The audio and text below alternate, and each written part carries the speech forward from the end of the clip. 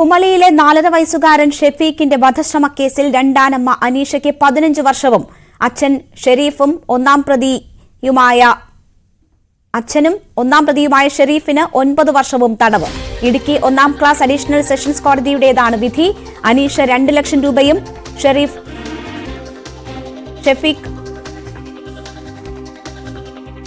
50,000 രൂപയും പിഴയടയ്ക്കണമെന്ന് കോടതി വിധിച്ചു. കൂടി ഒരു ശുഭാന്തി ഉണ്ടായിട്ടുണ്ട്. ഷെഫീഖിന് നീതി കിട്ടിയെന്ന് വിശ്വസിക്കുന്നു. ഈ കേസിൽ പ്രധാനമായിട്ടും 1-ാം പ്രതിക്ക്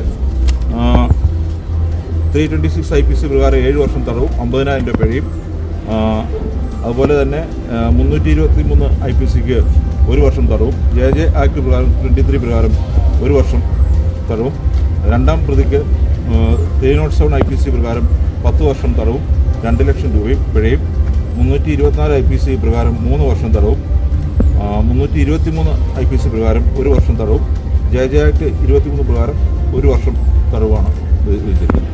ഈ ശിക്ഷ എല്ലാം ഒരുമിച്ച് അനുഭവിച്ചാൽ മതിയോ? എങ്ങനെയാണ് ശിക്ഷ? സെപ്പറേറ്റ് ആണ്. JJ ആക്ട് ഉൾപ്പെടെയുള്ള വകുപ്പുകളുള്ളത് പ്രത്യേകം അനുസരിക്കണം. അതിനെക്കുറിച്ച് പറഞ്ഞിട്ടില്ല. വിധിയിൽ സന്തോഷമുണ്ടെന്നും കേരളം ആഗ്രഹിച്ച വിധിയെന്നും ഷെഫീഖിന്റെ പോറ്റമ്മ രാഗിണി പ്രതികരിച്ചു. സന്തോഷമാണ് സാറേ.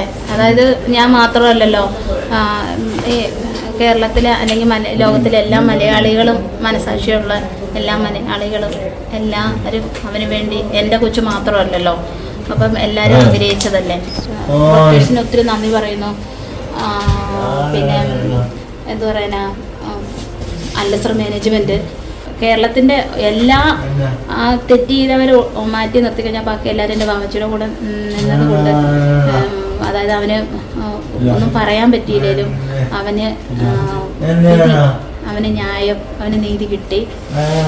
അതിൽ സന്തോഷമുണ്ട്.